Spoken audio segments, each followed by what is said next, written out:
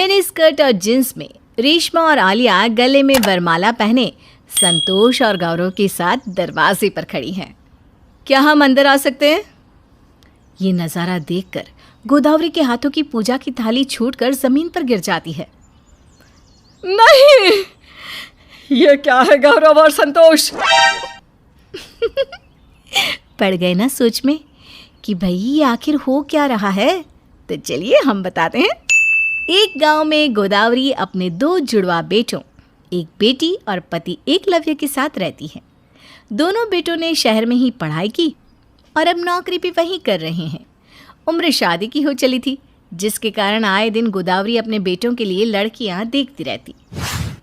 एक ढंग की लड़की नहीं है गांव में, परेशान हो गई हूँ मैं तो। कहाँ मेरा बेटा और कहाँ ये पंडित जी की दिखाई हुई लड़कियाँ। इतने भी कोई सुपुत्र पैदा नहीं किए भाग्यवान आपने जो इतना बन रही है। जो भाग्य में होगी आ जाएगी। तभी पड़ोसन नंदा दरवाजे पर आती है। तुम्हारी ही कमी थी नंदा, आओ।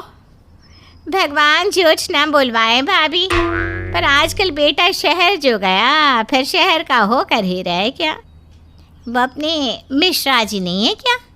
बेचारे का एक ही बेटा, वो भी शहर में किसी गोरी के साथ रह गया। मैं तो कहती हूँ समय रहते दोनों बेटों को बुला लो। तू तो मुझे मत ही बता, वैसे भी मैं दोनों को बुलाने ही वाली हूँ। होली भी आने वाली है, जितनी जल्दी बुला लूँ अच्छा ही है।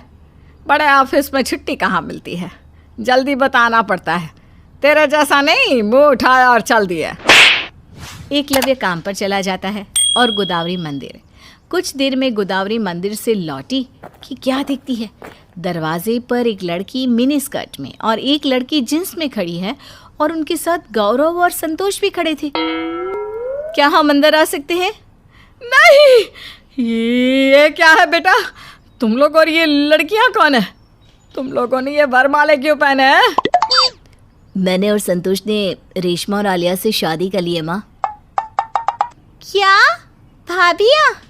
लो माँ, तुम्हारी ये टेंशन भी खत्म। ले आए भैया भाभिया।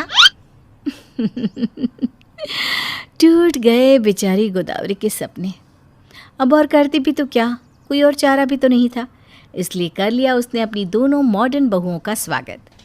पर कहानी यहाँ ख़त्म नहीं होती। रेशमा और आलिया बस शहरी ही नहीं, बहुत शातिर भी थी। अपने ससुराल आने के दूसरे दिन, बहू जाओ अपनी पहली रसोई बनाओ, लोग आएंगे अभी तुम्हें देखने के लिए। ठीक है मॉम। जी मॉम। आलिया और रेशमा रसोई में जाती है, पर दोनों को कुछ भी बनाना नहीं आता। अब क्या करे रेशमा? अरे प्रिया कब काम आएगी, बुला लेते हैं उसे। रेशमा चुपके से प्रिया को रसोई में बुलाती है। मैं तो रसोई बना ही लेती प्रिया, पर मुझे ना बहुत उल्टी आ रही है। इतने ताज़े घी की स्मेल की आदत नहीं है ना, क्या करूँ मैं? और मेरे तो पैर में मोच है, पर क्या फ़र्क पड़ता है? भाभी आपकी ननद है ना, अब दोनों आराम कीजिए, मैं सब कर दूंगी। किसे पता भी नहीं चलेगा कि किसने क्या बनाया है। अब प्रिया सारा खाना बनाती है और मेहमानों के आने के बाद उन्हें खाना परोसकर वाह वाहियाँ लूटती हैं रेशमा और आलिया। शहर की पढ़ी लिखी और मॉडर्न होकर भी इतनी गुणवान, वाह बहू मान गए। तुम भी इनसे कुछ सीखो प्रिया, कुछ दिन में तुम्हारी भी शादी होने वाली है। जी पिताजी। अब तो बहुएं आ गई हैं, मैं आराम से कुछ दिन अपनी बहन के यहाँ हो आती हूँ। तुम दोनों गौरव और संतोष अपने ससुर जी और प्रिया के खाने पीने का ख्याल तो रख लोगे ना?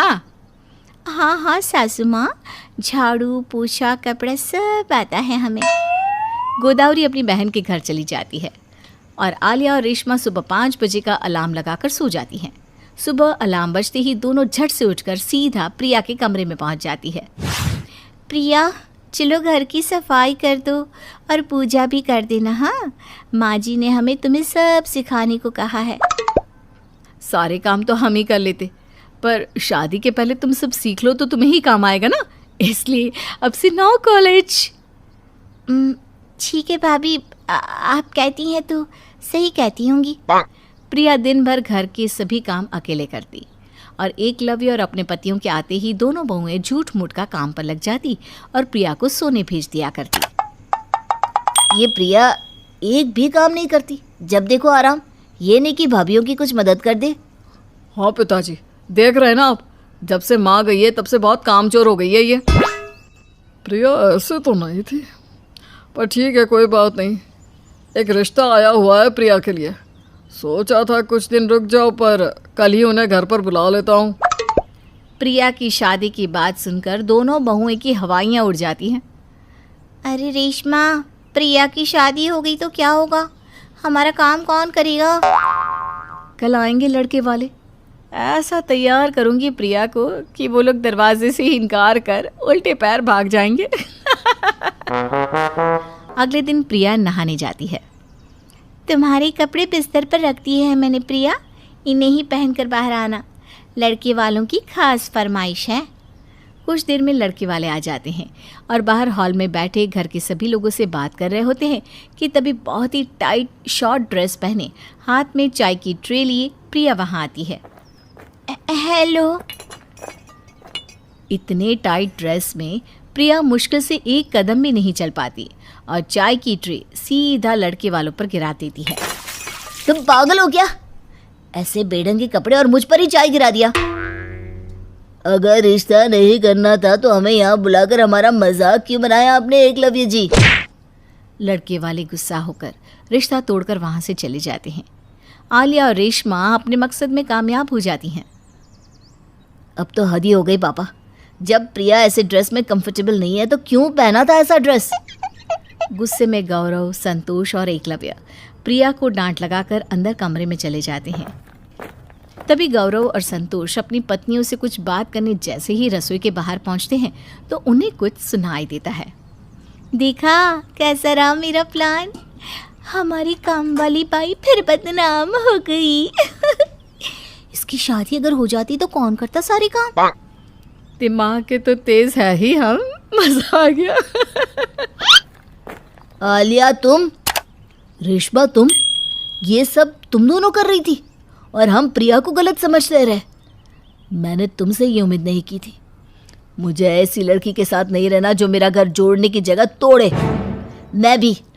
नहीं नहीं, प्लीज ऐसा मत कहिए। प्लीज, हमसे गलती हो गई। घर में हो रहे शोर को सुनकर प्रिया अपने कमरे से बाहर आती है और उसे सब पता चल जाता है। भैया, इन्हें माफ़ कर दीजिए। मेरी किस्मत में ही शायद ये सब था।